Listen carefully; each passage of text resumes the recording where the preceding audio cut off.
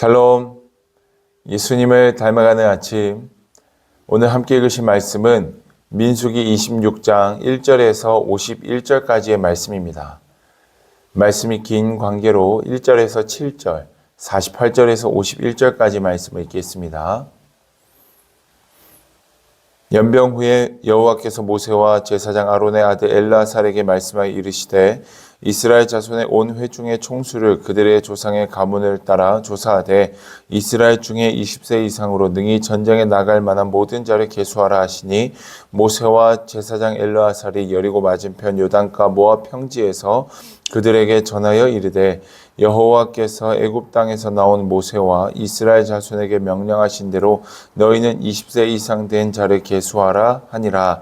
이스라엘의 장자는 르우벤이라. 르우벤 자손은 한옥에서 난 한옥 종족과 발루에게서 난 발루 종족과 헤스론에게서 난 헤스론 종족과 갈미에게서 난 갈미 종족이니 이는 르우벤 종족들이라. 계수된 자가 43,730명이었더라. 납달리 자손은 그들의 종족대로 이러하니 야셀에게서 난 야셀 종족과 구니에게서 난 구니 종족과 예셀에게서 난 예셀 종족과 실렘에게서 난 실렘 종족이라. 이는 그들의 종족을 따른 납달리 종족들이니 계수된 자가 45,400명이었더라. 이스라엘 자손의 계수된 자가 60만 1,730명이었더라. 아멘. 어제 우리가 함께 보았던 본문의 말씀에서 이스라엘 백성들이 모압 여인과 잘못된 성관계를 맺게 되고 또 그들이 섬기는 우상을 섬기게 됨으로 인해 이스라엘 백성들이 연병으로 24,000명이 죽게 됩니다. 오늘 본문의 말씀은 연병이 있은 이후에 하나님께서 모세와 엘르아살에게 두 번째 인구 조사를 명령하시는 겁니다. 성경은 분명히 지금 이 상황이 연병 이후의 상황이다라고 이야기합니다. 이는 생각해보면 사사기 말씀에서 기드온과 함께 전쟁에 나가기 위해서 나왔던 수많은 사람들이 가려지고 또 걸러지고 결국 300명이 남았던 것처럼 이스라엘 백성들이 연병이라는 그 시간들이 있었지만 결국 하나님께서 예비하신 가나안 땅에 들어갈 하나님의 백성들이 걸러지고 준비되었음을 우리로 하여금 생각하게 합니다. 우리의 삶을 돌이켜보면 생각해본다면 우리의 삶 속에도 참 많은 실수와 실패, 크고 작은 일들이 나타날 수 있습니다. 그러한 아픔의 시간들, 그런 시간들이 우리에게는 힘듦과 고통이겠지만 큰 그림에서 본다면 하나님의 일하심 속에 있는 일부의 시간임을 생각하게 됩니다. 우리는 그러한 일들이 있을 때 세상이 끝난 것처럼 너무나도 고통스러워하고 힘들어하지만 사실 하나님의 일하심은 여전히 진행 중에 있다는 것을 우리에게 이야기합니다.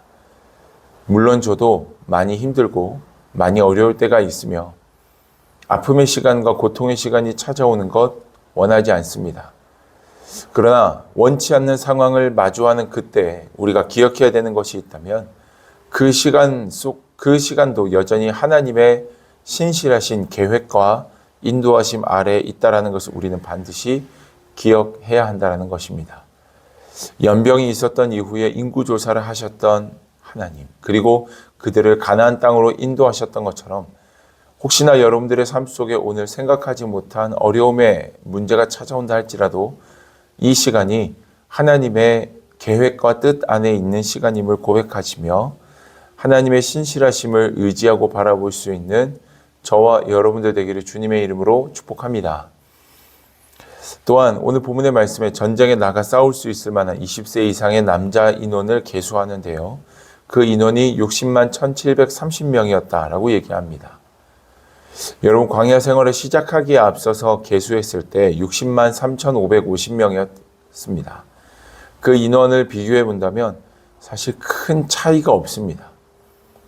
애굽에서 머물고 있을 때나 그리고 광야에 머물고 있을 때나 큰 차이가 나지 않습니다. 광야는 굉장히 척박한 땅임에도 불구하고 그리고 그들이 하나님 앞에 범죄함으로 참 많은 사건 속에서 죽어갔음에도 불구하고 이스라엘 백성들은 굳건하게 하나님의 사람으로 세워져 있었던 것을 성경 통해서 발견합니다. 우리는 때론 착각할 때가 있습니다. 광야에 들어가면 진짜 큰일 나는 줄 압니다. 광야와 같은 시간, 그런 척박한 곳에 우리가 가게 되면 정말 인생이 끝나는 것처럼 여길 때가 있습니다. 그러나 오늘 본문의 말씀은 그렇지 않다라고 말합니다.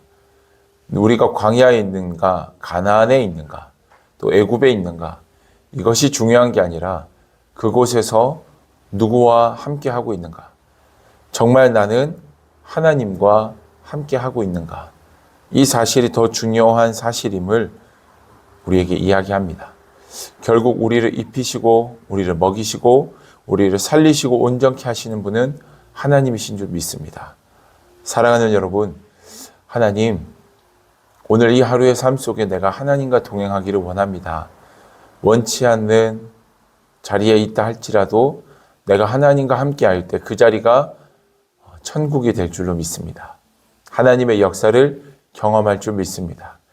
주님, 나와 늘 동행하여 주시옵소서. 어디를 가나 천국의 삶을 누리게 하여 주시옵소서. 이러한 믿음의 고백이 오늘 우리의 고백될 수 있기를 주님의 이름으로 축복합니다. 기도하겠습니다. 살아계신 아버지 하나님, 오늘 본문의 말씀 속에 두 번째 인구 조사를 통해 하나님의 사랑과 그 은혜가 얼마나 큰지를 우리에게 깨닫게 하심에 감사드립니다. 이스라엘 백성들이 여전히 광야에 머물고 있었지만 그 인원이 큰 차이가 나지 않음은 그 척박한 광야 땅 가운데 함께 하셨던 분이 하나님이시기에 이 모든 일들이 가능했음을 고백합니다. 지금도 여전히 우리의 삶 속에는 연병과 같은 어려움의 시간이 있고 또 광야와 같은 전혀 미래가 보이지 않는 답답함 속에 있다 할지라도 하나님의 함께 하심이 능력이 됨을 경험하게 하시고 하나님의 그 사랑이 우리를 새롭게 함을 기억하며 오늘도 믿음으로 살아갈 수 있도록 도와주시옵소서. 성령께서 함께 하시는 이 아침이 되어지기를 간구하며 예수님의 이름으로 기도드립니다. 아멘.